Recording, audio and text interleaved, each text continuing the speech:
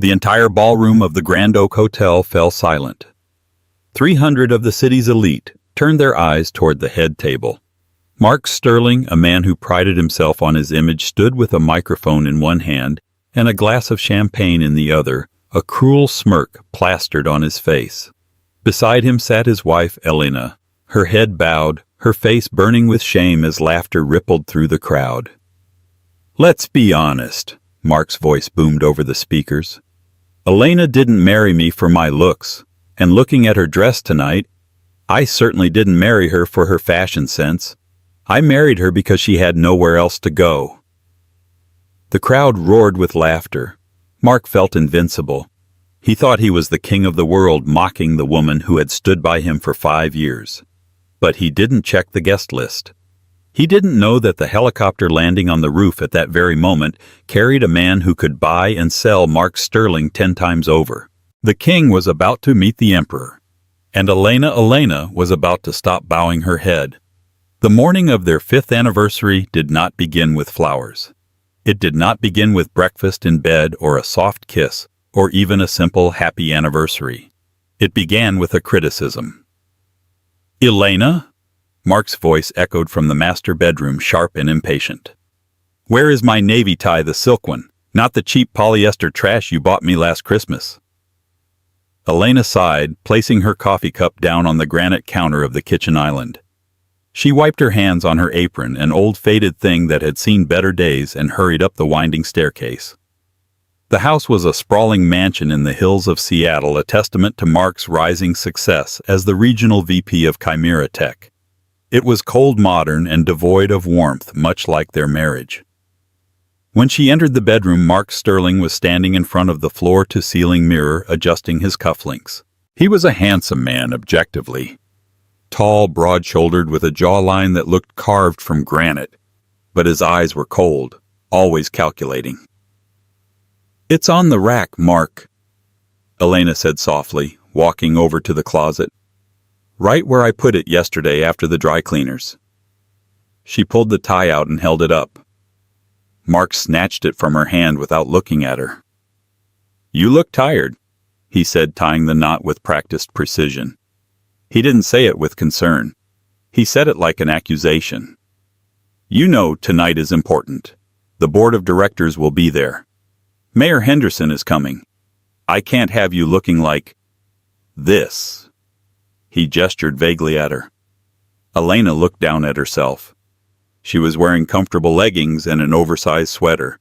She had spent the last 3 hours cleaning the house because Mark refused to hire a maid, claiming he didn't trust strangers with his valuables. "I have an appointment at the salon at 2, Elena said, trying to keep her voice steady. "I'll look presentable, Mark. I promise." Mark turned to her, finally, his eyes scanning her face with a mixture of pity and annoyance. "Presentable. That's the ceiling for you, isn't it, Elena? Just try not to embarrass me. Jessica is coming tonight, and you know how impeccable she always looks." The name stung. Jessica Thorne. Mark's business associate. A woman who wore Prada-like armor and looked at Elena as if she were a stain on the carpet. "I didn't know Jessica was invited to our anniversary dinner," Elena said, a lump forming in her throat. Mark laughed, a short, dismissive sound. "It's not just an anniversary dinner, Elena. Grow up. It's a networking event. My anniversary is just the excuse to get the investors in one room. Don't make this about your sentimental fantasies." He grabbed his briefcase and brushed past her, checking his reflection one last time. "Here," he said, pulling a few $100 bills from his wallet and tossing them onto the unmade bed. "Buy yourself some new shoes. The ones you wore last year look like something a librarian would wear to a funeral." Elena watched the bills flutter onto the duvet. "Mark, the dinner is black tie. A decent pair of heels costs—" "Make it work," he interrupted, walking out the door. "You're good at being thrifty, aren't you? It's how you grew up. Stick to what you know." The door slammed shut downstairs. Elena stood alone in the massive, silent bedroom. She walked over to the window and watched Mark's Porsche speed out of the driveway. She picked up the money. $300. For shoes, makeup, and accessories for the biggest gala of the year. It was an impossible task, and he knew it. He wanted her to fail. He wanted her to look cheap so he could shine brighter by comparison. Elena walked to her closet and pushed aside the modest clothes Mark allowed her to wear. She reached into the very back behind a loose panel in the wall that she had discovered years ago. She pulled out a small velvet box and a burner phone. She opened the phone. There was only one number saved in it. She stared at it for a long time. "Not yet," she whispered to herself. "I promised Dad I'd give it 5 years. I have to know if he loves me or if he just loves the control." But as she looked at the crumpled bills on the bed, she realized she already knew the answer. By 1:00 p.m., the house was spotless. Elena had scrubbed the floors until her knees ached. She was just about to head upstairs to shower and prepare for her budget makeover when the doorbell rang. She froze. Mark had a key. Who would be visiting? She opened the heavy oak door to reveal a woman in a white fur coat despite the mild autumn weather. Her hair was a helmet of stiff blonde curls, and her face was pulled tight by one too many surgeries. Victoria Sterling, Mark's mother. "Well," Victoria said, breezing past Elena without waiting for an invitation. "Don't you look domestic?" "Hello, Victoria," Elena said, closing the door. "I wasn't expecting you until the dinner tonight." Victoria walked into the living room, running a gloved finger over the mantelpiece, checking for dust. Finding none, she looked almost disappointed. She turned to Elena, her eyes narrowing. "Mark called me," Victoria said, her voice dripping with faux sweetness. "He was worried, the poor boy. He said you were seemingly overwhelmed with the preparations, and he was afraid you might underdeliver." "I have everything under control," Elena said firmly. "Do you?" Victoria laughed. She reached into her oversized designer bag and pulled out a garment bag. "I brought you something. An old dress of mine from the 90s. It's a bit dated, but I thought it might fit your figure better than whatever rag you were planning to buy at the clearance rack." She tossed the bag onto the sofa. It was an insult wrapped in charity. "That's very generous, Victoria, but I already have a dress." Elena lied. She didn't. She was planning to wear the only formal gown she owned, a simple black dress she had bought 4 years ago. Victoria stepped closer, invading Elena's personal space. The smell of expensive, overpowering perfume filled the air. "Listen to me, you little mouse. Tonight is Mark's night. He is on the verge of a promotion that will change this family's destiny. Do not, and I repeat, do not open your mouth unless someone asks you a direct question. You have a habit of boring people with your little stories about, what was it, teaching art to orphans." "I was a volunteer art teacher for underprivileged children," Elena corrected her, her jaw tightening. "Exactly." Victoria waved her hand dismissively. "Depressing. Nobody wants to hear about poverty while they're eating caviar. Just smile, nod, and look at Mark with adoration. That is your job. It's the least you can do considering he pulled you out of that studio apartment and gave you this life."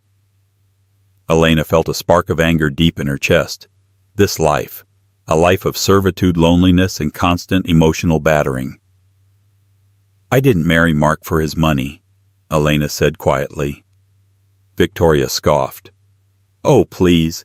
Everyone marries for something.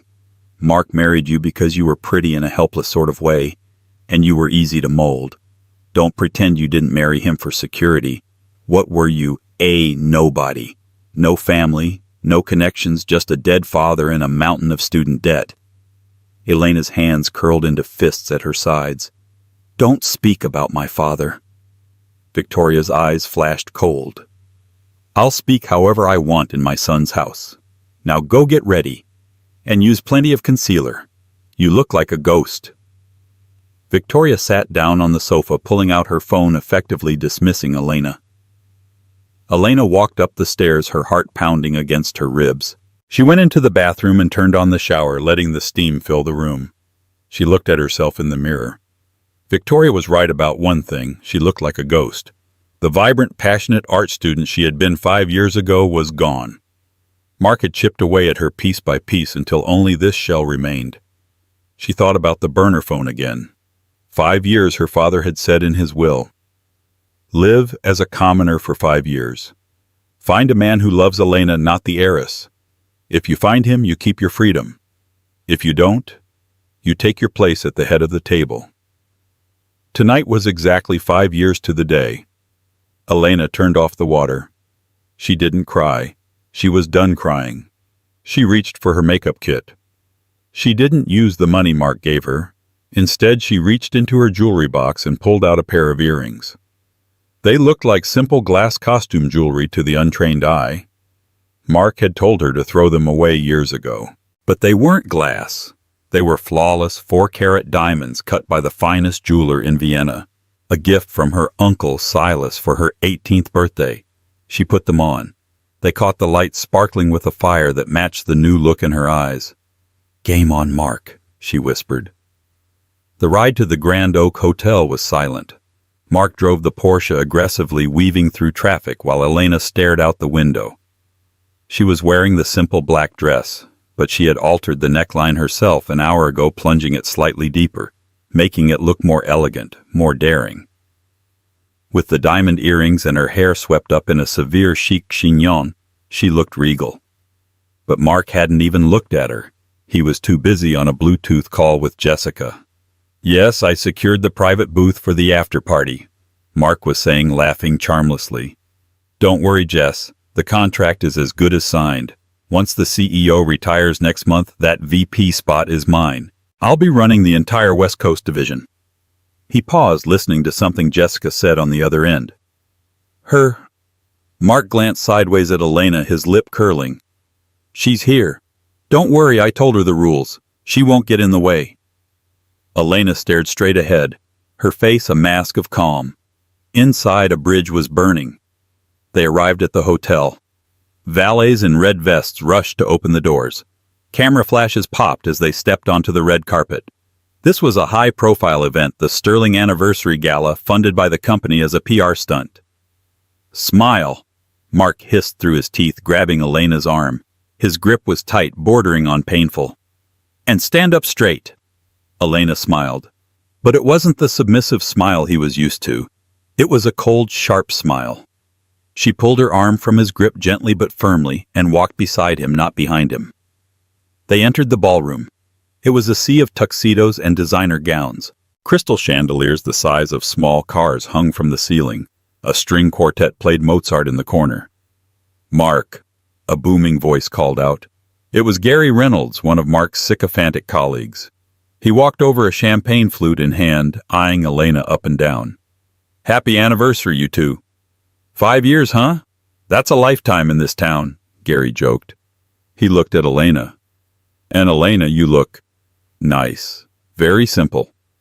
I like a woman who knows her place and doesn't try to outshine her husband." "Thank you, Gary," Elena said, her voice smooth as silk. "I find that simplicity often hides the most value.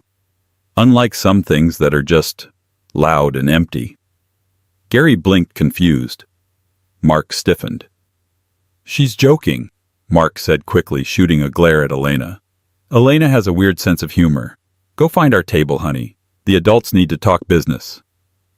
He dismissed her like a child. In the past, Elena would have apologized and scurried away. "Actually," Elena said, grabbing a glass of champagne from a passing waiter, "I think I'll stay. I'm quite interested in the West Coast Division's performance this quarter. I hear the Asian market is volatile." Mark stared at her. Gary's jaw dropped slightly. Elena had never spoken about business before. She wasn't supposed to know about the Asian market.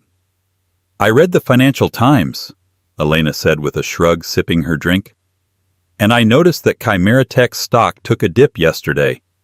Rumor is the majority shareholder is unhappy with the current management." Mark's face turned red. "That's enough, Elena. You don't know what you're talking about. Go to the table, now." His voice was low, dangerous, a threat. Elena held his gaze for a second longer than was comfortable. Then she smiled. "As you wish, darling." She turned and walked away. But she didn't go to the table. She walked toward the restroom area, checking her watch. It was 7:55 p.m. She pulled out the burner phone. She typed a single text message. Code Black. I'm done. Come get me. She hit send. As she walked back into the ballroom, she saw Mark sitting at the head table. Next to him was Victoria, and on his other side sat Jessica Thorne. Jessica was wearing a red dress that was cut down to her navel, laughing loudly, her hand resting on Mark's forearm. Elena's seat was at the far end of the table next to a pillar that partially blocked her view. She sat down. She watched them. Mark whispered something in Jessica's ear, and they both looked at Elena and laughed. The waiter poured wine into Elena's glass. "Madam," the waiter asked gently, "are you all right?" Elena looked up. The waiter was a young man looking at her with genuine kindness. "I'm better than all right," Elena said, picking up her fork. "I'm about to enjoy the show." At that moment, the lights in the ballroom dimmed. A spotlight hit the stage. Mark stood up, buttoning his jacket. He looked like a predator sensing a kill. He walked to the microphone for the anniversary toast. Elena took a sip of wine. Here it comes, she thought. The final nail in the coffin. The spotlight burned Mark Sterling, but he basked in it like it was sunlight. He tapped the microphone twice, the sharp thud-thud echoing through the cavernous ballroom. The chatter died down. 300 faces turned toward him. "Thank you all for coming." Mark began, his voice smooth-practiced. 5 years. They say the first 5 years are the hardest. And let me tell you. He paused for effect, chuckling. They aren't wrong. A polite ripple of laughter went through the room. Elena sat perfectly still, her hands folded in her lap. She felt Victoria's gaze boring into the side of her head, critical and sharp. "When I met Elena," Mark continued, gesturing vaguely toward the dark corner where his wife sat, "she was working 2 jobs just to pay rent on a closet-sized apartment. She had holes in her shoes." The room went quiet. This was getting too personal, too condescending. "I remember taking her out to her first real dinner," Mark said, grinning. "She didn't even know which fork to use. It was adorable, really, like watching a stray cat try to eat from a crystal bowl." Jessica Thorne, sitting next to Mark, covered her mouth to hide a giggle. The sound was amplified by the microphone Mark was holding too close. "But I'm a charitable man," Mark declared, raising his champagne glass. "I saw a project. I saw someone who needed saving. And for 5 years I provided a roof, clothes, and a life she could never have dreamed of. Sure, she's not the sharpest tool in the shed. She doesn't understand business or politics or how the real world works." Elena's knuckles turned white. He wasn't just insulting her. He was erasing her. He was rewriting history to make himself a savior and her a leech. "So," Mark's voice boomed, the cruelty now fully unmasked, "I want to make a toast, not to love. Let's be realistic. Love doesn't pay the bills, but to patience. My patience.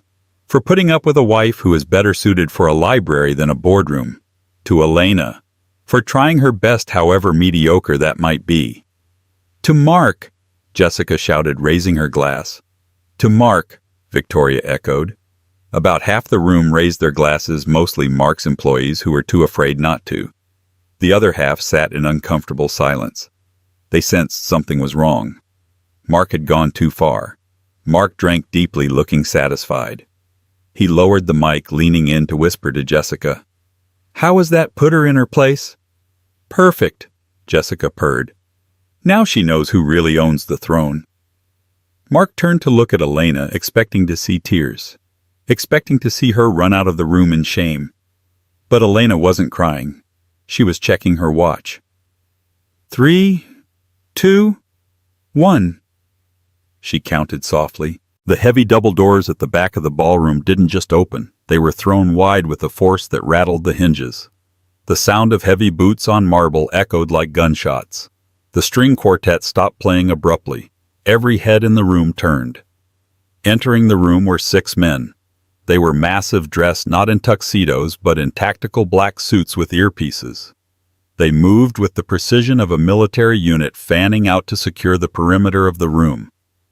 "What is this?" Mark shouted into the microphone, his authority wavering. "Security! Get these people out of here. This is a private event." The head of the Grand Oak Hotel security rushed forward, but one of the men simply held up a hand. The security guard froze, looked at the man's lapel pin, and immediately stepped back, bowing his head in terror. Then he walked in. He was an older man, perhaps in his 60s, but he moved with the vigor of a man half his age. He wore a tuxedo that cost more than Mark's Porsche. He had silver hair swept back, a neatly trimmed beard, and eyes that were the color of cold steel. He carried a cane topped with a silver wolf's head, but he didn't seem to need it for walking. He used it as a weapon of intimidation. The room gasped. "Is that—" someone whispered near the front. "No, it can't be," another voice hissed. "He doesn't leave Europe. It's Silas Blackwood." A banker at table 4 said, his face draining of color. "The head of the Blackwood Consortium.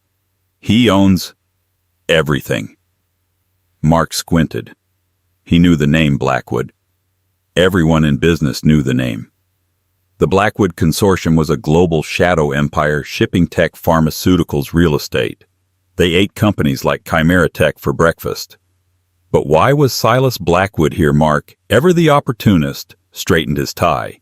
He assumed this was a surprise visit for business. Maybe Blackwood wanted to acquire Chimera Tech. This was his chance. Mark stepped off the stage and walked down the aisle toward the terrifying figure, hand extended. "Mr. Blackwood," Mark said, putting on his best salesman smile. "What an honor. I'm Mark Sterling, VP of Chimera Tech. I assume you're here to discuss the merger. Please take my seat at the head table." Silas Blackwood didn't break stride. He didn't even look at Mark.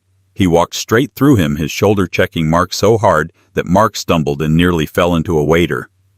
"Hey," Mark indignantly sputtered. "I am talking to you." Silas stopped. He turned slowly, looking at Mark as if he were a piece of gum stuck to his shoe. "I don't speak to servants," Silas rumbled. His voice was deep, gravelly, and commanded absolute silence. He turned his back on Mark and continued walking. He wasn't walking toward the stage. He wasn't walking toward the mayor or the board of directors.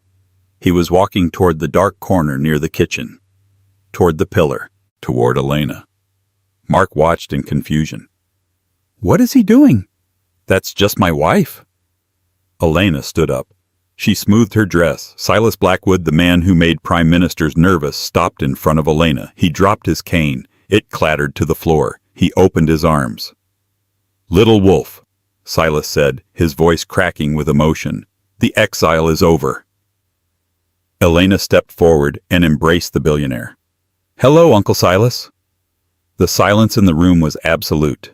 You could hear a pin drop. Mark's glass slipped from his hand and shattered on the floor. The silence that followed the crashing of the double doors was heavy, physical. It pressed down on the 300 guests in the Grand Oak Ballroom like a sudden change in atmospheric pressure. Mark Sterling stood frozen on the stage, the microphone feedback whining softly in his limp hand. He had been in the middle of a sentence, a final jab at his wife's expense, but the words had died in his throat. At the entrance of the ballroom, the air seemed to drop 10 degrees. It wasn't just an interruption, it was an invasion. 6 men entered first. They were not hotel security. They were not local police. They were Titans men built like linebackers, dressed in bespoke tactical suits that cost more than Mark's entire wardrobe. They moved with a fluid, lethal synchronization, fanning out to secure the perimeter of the room. One of them, a man with a scar running through his eyebrow, locked eyes with the head of the hotel's security team. The hotel guard, a man who usually bullied the waitstaff, audibly swallowed and took a step back, lowering his gaze to the floor. Then the center of the formation parted. He stepped through the gap, and the sound of his cane hitting the marble floor echoed like a judge's gavel. Click, step, click, step. He was an older man, perhaps in his late 60s, but age had not softened him. It had only distilled him into something harder, sharper. He wore a tuxedo of midnight blue velvet cut in a style that was both archaic and timeless. His silver hair was swept back from a forehead etched with the lines of 1,000 difficult decisions. But it was his eyes that terrified the room. They were gray, not the soft gray of a cloud, but the hard, merciless gray of a battleship hull. A murmur rippled through the front tables where the city's true power players sat. "My God," whispered the CEO of a rival tech firm, his face draining of color. "That's him." "It can't be," his wife hissed back. "He hasn't left Zurich in a decade." "It's Silas Blackwood," the CEO said, his voice trembling. "The Wolf of Zurich, the chairman of the consortium." The name traveled through the room like a virus. Blackwood. Mark Sterling squinted against the stage lights. He heard the name and his heart gave a strange, hopeful flutter. He knew the Blackwood consortium. Everyone in the tech world knew them. They were the whales of the global market. They owned shipping lines, pharmaceutical giants, and rare earth mines. If Chimera Tech was a speedboat, the Blackwood consortium was the ocean it floated on. Mark's arrogance, bruised but not broken, surged back to the surface. Of course, he thought. This is a surprise inspection, a potential acquisition. They're here for me. He quickly buttoned his jacket, fixed his tie, and plastered on his best sales smile. He forgot about Elena. He forgot about his cruel toast. He saw only opportunity walking toward him. "Mr. Blackwood," Mark's voice boomed over the speakers, regaining its false confidence.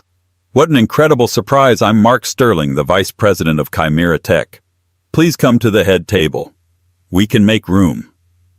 Mark hopped off the stage, rushing down the aisle to meet the billionaire, his hand extended for a handshake that would seal his destiny. "I assume you're here to discuss the Q3 reports," Mark said, closing the distance. "I was just telling the board that our Asian expansion is ripe for—" Silas Blackwood did not slow down. He did not blink. He walked as if Mark Sterling did not exist. As Mark stepped into his path, one of the bodyguards moved a blur of motion, but Silas held up a single gloved hand. The bodyguard froze. Silas continued walking. Mark stood directly in his way, hand out, smile freezing on his face. "Mr. Blackwood," Mark asked, confusion seeping into his tone. Silas finally looked at him.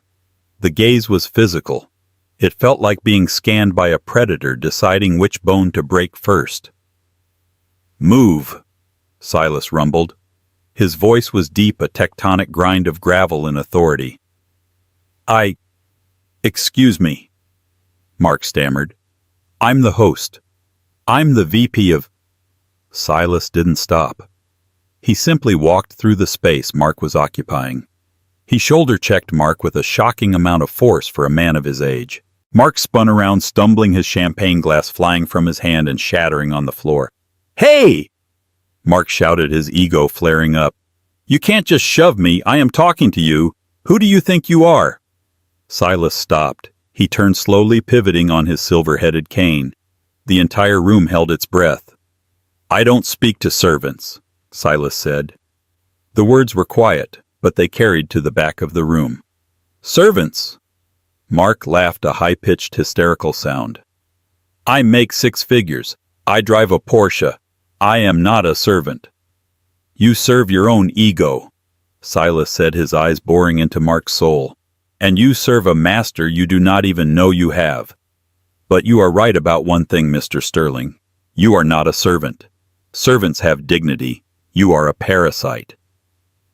Mark opened his mouth to retort, but Silas had already turned his back. The billionaire continued his march. He wasn't walking toward the mayor. He wasn't walking toward the board of directors. He was walking toward the dark, drafty corner near the kitchen doors. He was walking toward Elena. Mark watched in bewildered horror. "What is he doing? That's just my wife. She's nobody." Elena stood up slowly. The crowd parted for her people, pulling their chairs away as if she were suddenly radiant with radiation. She smoothed the front of her simple black dress. She didn't look down. She looked straight at the terrifying man approaching her. Silas Blackwood stopped 2 feet from her. He looked at her tired face, the lack of makeup, the sadness etched around her mouth.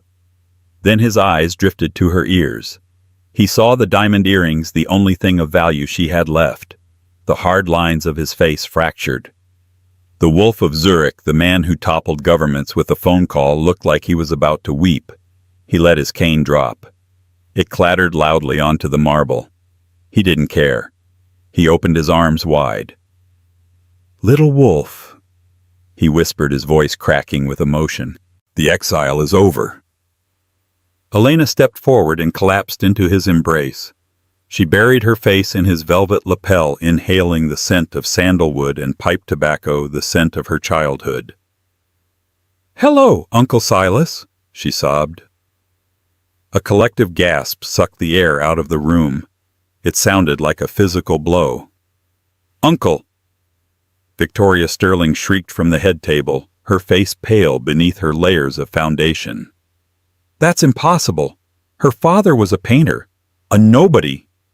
Silas pulled back from the hug, keeping one protective arm wrapped firmly around Elena's shoulders. He turned to face the room. The sadness in his eyes vanished instantly, replaced by a cold Old Testament fury. "Turn on the lights," Silas commanded. He didn't shout, but the order was absolute. A technician scrambled in the booth. The romantic dim mood lighting vanished. Harsh white floodlights bathed the room, exposing every stain, every wrinkle, and every terrified expression. "Mark Sterling," Silas called out. "Step forward." Mark felt his legs moving against his will. He walked toward them, drawn by the gravity of the situation. Jessica Thorne, sensing the shift in the wind, tried to slide out of her chair and sneak toward the exit. "And the mistress," Silas added without looking at her. "You two, sit down or be sat down." A bodyguard blocked Jessica's path. She sat down, trembling. Mark stood 10 feet away, sweating profusely under the bright lights. "I don't understand," he whispered. "Elena, you're a Blackwood." "Elena Blackwood," Silas corrected, his voice booming. "Daughter of Alexander Blackwood, my younger brother, the only heir to the Blackwood estate." "But," Mark pointed a shaking finger at Elena, "she's poor. She has student loans. She coupon clips. She didn't know which fork to use." "She knows which fork to use to eat you alive," Silas said darkly. "She was acting. It was a test, Mark. A test stipulated in her father's will." Silas began to pace, his voice rising, addressing the entire room as a jury. "My brother Alexander hated this world." Silas gestured to the ballroom. "He hated the sycophants, the gold diggers, the people who love money more than blood. When he died, he wanted to ensure his daughter found something he never did: unconditional love. So the terms were set. Elena was to live as a commoner for 5 years. No access to her trust. No using the family name. She had to find a partner who loved her for her, not for the billions she would one day inherit. The word hung in the air, heavy and intoxicating. Billions. Mark felt the blood rushing in his ears. He looked at Elena. He saw the way she stood now, tall, regal, untouchable. He realized that the helplessness he had mocked was a performance he had bought hook, line, and sinker. "You," Mark choked out, "you tested me. And you failed." Elena spoke for the first time. Her voice was steady, clear, and utterly devoid of the fear he was used to. "You failed every single day, Mark. But I stayed. I stayed because I promised my father I would give you the full 5 years. I hoped somewhere deep down you would change. I hoped that under the stress and the ambition there was a good man." She took a step closer to him. "But tonight you showed me that there is nothing under the suit. Just more suit." "But I'm your husband," Mark pleaded, looking around the room for support that wasn't there. "That means, legally, half of what is yours is mine. We have no prenup." Silas threw his head back and laughed.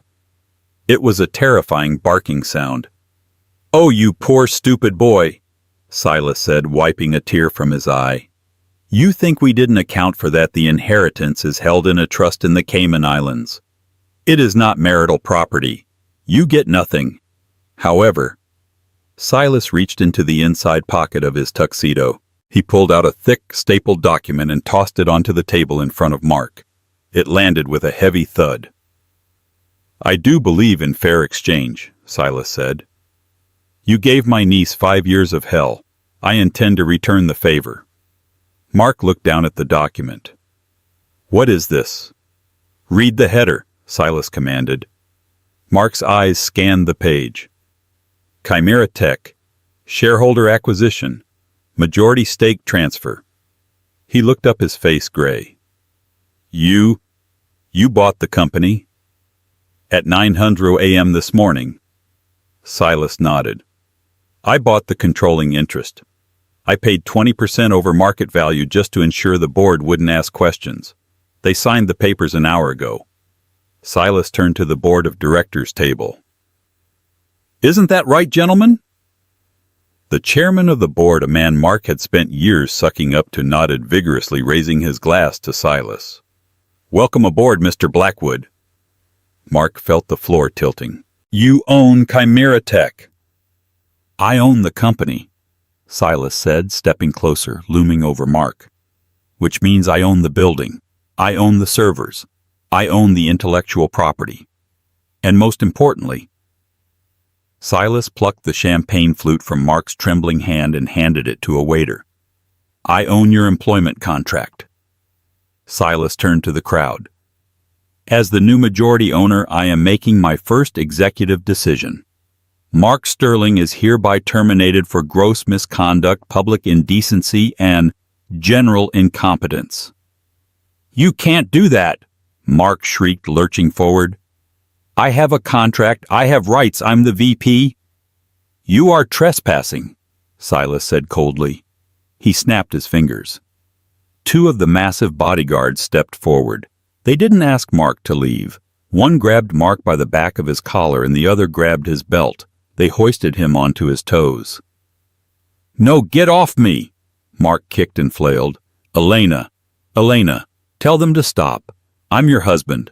I love you. The speech. It was a joke. I was just trying to be funny. Elena watched him struggle. Her face was unreadable. She walked over to where Jessica Thorne sat frozen. Elena leaned down, resting her hands on the table. Jessica flinched. He's all yours, Jessica, Elena said, her voice smooth as silk. I hope you enjoy him, but you should know, the company credit card he uses to pay for your dinners. It's been canceled, and the lease on the Porsche. That's a corporate lease, my corporate lease. Jessica's eyes went wide. She looked at Mark, who was being dragged toward the exit, screaming about lawsuits. Is that true? Jessica whispered. He's bankrupt, Elena said with a shrug. He's been leveraging his salary to pay off gambling debts on crypto. It's all in the audit my uncle ran this morning. If you stay with him, you're inheriting about $2 million in debt. Jessica stood up so fast her chair fell over. I didn't know. We were just colleagues. She grabbed her purse and ran toward the side exit, not even looking at Mark as he was hauled away. Elena! Mark's voice echoed from the doorway, desperate and broken. Baby, please, I can change. Give me another chance. Elena turned to her uncle. She didn't look at the doors. Uncle, she said softly. I'm tired. Can we go? Silas smiled, offering her his arm. The jet is waiting at the private airfield. I have a villa in Amalfi that has been waiting for an artist to fill it. They began to walk out. As they passed the stunned guests, Gary Reynolds, the man who had mocked Elena earlier, stood up holding his glass out. Elena? Gary stammered, a desperate, sycophantic smile on his face. I just want to say, I always knew you were special. If there's anything you need... Elena stopped. She looked at Gary. She didn't say a word. She just laughed. It wasn't a cruel laugh, but a light, airy sound of pure freedom. She kept walking, leaving him standing there with his cheap wine and his fake smile. The doors swung shut behind them, leaving the elite of Seattle in a room that suddenly felt very small and very empty. The ballroom doors of the Grand Oak Hotel swung shut behind Mark Sterling, but the silence that followed was louder than the applause he used to crave. He stood in the lobby, dazed. The transition from being the man of the hour to a pariah had happened in less than 10 minutes. He looked around for Jessica Thorne. She was standing near the valet stand, furiously typing on her phone. "Jess," Mark said, his voice hoarse. He reached out to touch her arm. "Jess, wait. We need to strategize. Blackwood is bluffing. He can't just fire me like that without a tribunal. I have rights." Jessica recoiled as if he were contagious. She looked up from her screen, her eyes cold and hard. The flirtatious warmth she had shown him an hour ago was completely gone. "Don't touch me, Mark," she hissed. "Do you have any idea what you've done? You just insulted the niece of Silas Blackwood on a live microphone. Do you know who owns the bank that holds my mortgage, the Blackwood Consortium?" "I didn't know," Mark pleaded, his hands shaking. "She was just Elena. She was nobody. Look, I can fix this. I just need to get to the office in the morning and pull the files on the—" "You're not going to the office," Jessica cut him off. "And neither am I if I'm seen with you. Lose my number, Mark. Seriously. If you call me, I'll file a harassment suit." She stepped into her waiting Uber and slammed the door.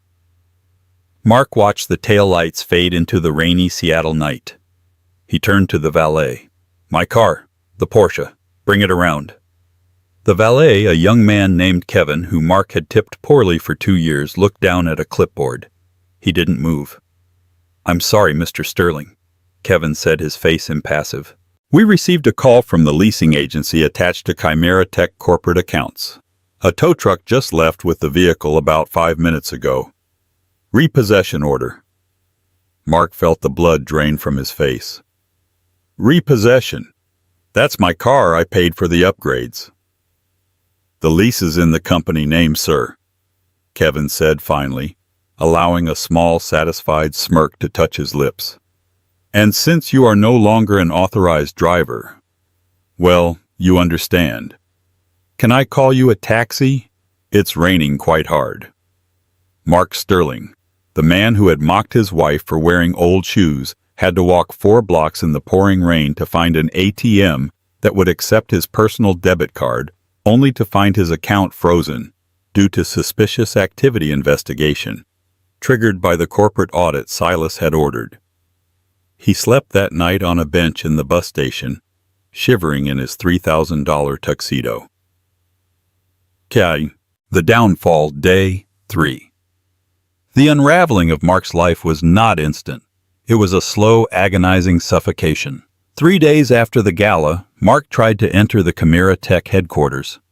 He wore his best suit, one of the few he had managed to salvage from the house before the locks were changed.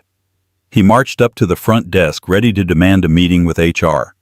The lobby was bustling. Former colleagues, people who had laughed at his jokes and drank his wine, walked past him. They didn't just ignore him. They actively avoided eye contact, hugging the walls to keep their distance. He was radioactive. "I'm here to see the legal department," Mark told the receptionist, a woman named Sarah, whom he had once made cry by criticizing her headset. Sarah didn't look up. "Name?" "You know who I am, Sarah," Mark snapped. "Name?" She repeated, her voice monotonous.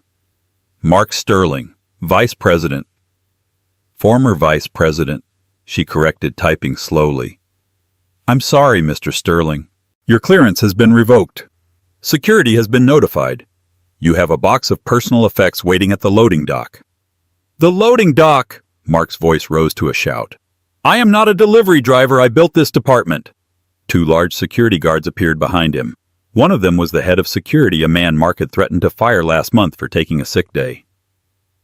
"Mr. Sterling," the guard said, his hand resting heavily on Mark's shoulder. "We can do this the easy way or the way that ends with you in handcuffs for trespassing. Mr. Blackwood was very specific. He said if you caused a scene, we should let you exhaust yourself." Mark looked around. The entire lobby had stopped to watch. He saw Gary Reynolds, his sycophantic friend, standing near the elevator. "Gary," Mark yelled. "Gary, tell them about the quarterly projections." Gary looked at Mark, then looked at his phone, pretending to take a call. He stepped into the elevator and let the doors close. Defeated, Mark turned and walked out. He went to the loading dock. There, sitting in the rain, was a small cardboard box. Inside was a stapler, a half-empty bottle of cologne, and a framed photo of him and Elena. The glass on the photo frame was cracked. Getum. The Revelation, Day 10. Elena sat in the private lounge of a Gulfstream jet watching the clouds roll by beneath the wing. The cabin was quiet, smelling of leather and fresh orchids. Silas sat across from her reading a newspaper. He lowered it, looking at her with concern. "You haven't touched your tea," he said gently. "I'm just thinking," Elena said, turning from the window, "about how much time I wasted. 5 years, Uncle. I scrubbed his floors. I ironed his shirts. I let him tell me I was stupid." "You weren't wasting time, little wolf," Silas said, pouring her a fresh cup. "You were gathering intelligence. You were learning the difference between value and price. Your father wanted you to know what it felt like to be powerless, so that when you had power, you would never abuse it." He slid a heavy black folder across the table. "What is this?" Elena asked. "The audit of Mark's finances," Silas said. "And the settlement offer his public defender is begging us to accept." Elena opened the folder. She scanned the numbers. It was pathetic. Mark had been living on a mountain of debt, leveraging credit cards to pay off other credit cards, all to maintain the illusion of wealth. He was technically negative $2 million in the hole. "He wants to settle for no alimony if we drop the fraud charges," Silas explained. "He's terrified of prison. He's currently staying at the Motel 6 off the interstate. He sold his Rolex yesterday for $4,000. He thinks that will last him a few months." Elena traced the name Mark Sterling on the paper. She remembered the way he had looked at her on their wedding day, not with love, but with possession, like he had acquired a new appliance. "Don't drop the charges," Elena said softly. Silas raised an eyebrow. "Oh, you want him in jail?" "No." Elena shook her head. "Prison gives him a roof and 3 meals a day. It gives him a routine. I don't want him to have that security." She closed the folder. "Drop the fraud charges," she corrected herself, her eyes hardening. "But ensure the IRS audits him for the next 10 years. And make sure every hiring manager in the Fortune 500 knows that hiring Mark Sterling is a direct declaration of war against the Blackwood Consortium." Silas smiled, a slow, terrifying expression. "So you want him to be free, but unemployable." "He told me I wouldn't survive a day in the real world without him," Elena said, taking a sip of her tea. "I want to see how he survives the real world without me." The final meeting, day 14. Mark sat in the small conference room of the law firm. He looked 10 years older. He hadn't shaved in days and his suit was wrinkled.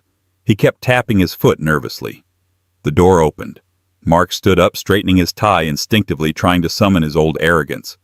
But it wasn't Elena who walked in. It was a lawyer, a woman with sharp glasses and a sharper suit, and behind her, Silas Blackwood. "Where is she?" Mark asked, his voice cracking. "I need to talk to my wife." "Ex-wife," Silas corrected, sitting down at the head of the table. "And she has no interest in speaking to you. She's currently in Tuscany inspecting a vineyard she just purchased. She finds the air there cleaner." Mark slumped back into his chair. "This isn't fair. I made a mistake. One bad speech, one bad night. You can't destroy a man's life over a joke." "It wasn't a joke, Mark," Silas said, his voice low and dangerous. "It was a confession. You showed the world exactly who you are. We're just helping the world react accordingly." The lawyer pushed a stack of papers toward Mark. "The divorce decree," the lawyer said. "Sign here, here, and here. By signing, you acknowledge that you have no claim to any Blackwood assets. You also acknowledge that the loan provided by Chimera Tech for your home is in default, and you agree to vacate the premises immediately." "Oh, wait. You've already been evicted. My apologies." Mark stared at the papers. "What about my severance? I was a VP. I have a contract." Your contract had a morality clause. Silas noted, checking his watch. Publicly humiliating your spouse and damaging the company's reputation voids your severance. You get nothing, Mark. Actually, that's not true. You get to keep your debts. Mark gripped the pen. His hand was shaking so violently he could barely hold it. I loved her. Mark whispered, a tear leaking out of his eye. It was a tear of self-pity, not regret. In my own way, I took care of her. You kept her as a pet, Silas said, standing up. And now the cage is open. Mark signed. The scratching of the pen sounded like a scream in the quiet room. As Silas turned to leave, Mark looked up. Mr. Blackwood, Mark called out. What? What is she worth? Really? Silas paused at the door. He didn't turn around. Elena's personal trust fund inherited from her father matures this year, Silas said, staring at the doorframe. It is valued at approximately $400 million. The Blackwood estate she will one day inherit is in the billions. Mark gasped. The air left his lungs. He had been married to $400 million, and he had treated her like a servant because she wouldn't buy a $50 tie. But, Silas added, finally turning to look at the broken man one last time, her dignity, that is priceless, and you couldn't afford it. Epilogue: The Painter of Amalfi. 6 months later. The Amalfi coast was bathed in the golden light of late afternoon. The sea sparkled like crushed diamonds stretching out to meet the endless blue sky. On the terrace of a villa that sat perched on the cliffs, Elena stood before a large canvas. She was wearing a linen dress, paint smudged on her cheek, her hair loose and blowing in the salty breeze. She looked nothing like the woman in the gray leggings who had cleaned Mark's floor. She looked vibrant, alive. She was painting a storm. Dark, swirling clouds of charcoal and navy, chaotic and angry. But in the center of the storm, breaking through the darkness, was a single piercing beam of gold light. It's beautiful, a voice said. Elena turned. A man was standing there. He was tall, with kind eyes and a smile that didn't feel calculated. His name was Julian, a curator from the gallery in Florence that had just offered to host her first solo exhibition. He didn't know she was a Blackwood, he only knew she was Elena the artist. It feels violent, Julian said, stepping closer to the painting. But hopeful. It's a memory, Elena said, wiping her hands on a rag, of a storm I survived. Did the storm pass? Julian asked, looking at her. No. Elena smiled, looking out at the ocean. I just learned how to be the lightning instead of the thunder. The butler arrived with a silver tray. On it was a single letter forwarded from the United States. The handwriting was messy, desperate. It was from Mark. Julian looked at the letter. Bad news. Elena picked up the envelope. She didn't open it. She didn't need to read his begging. She didn't need to read about his new job as a shift manager at a warehouse or his lonely nights in a studio apartment. She knew the story. She had written the ending. She walked over to the stone railing of the terrace. Below, the waves crashed against the rocks. Just junk mail, Elena said. She held the letter over the edge and let go. The wind caught it immediately. It swirled in the air, dancing for a moment before plummeting down, down, down into the churning white foam of the sea. It was gone in an instant. Elena took a deep breath, filling her lungs with the scent of lemons and sea salt.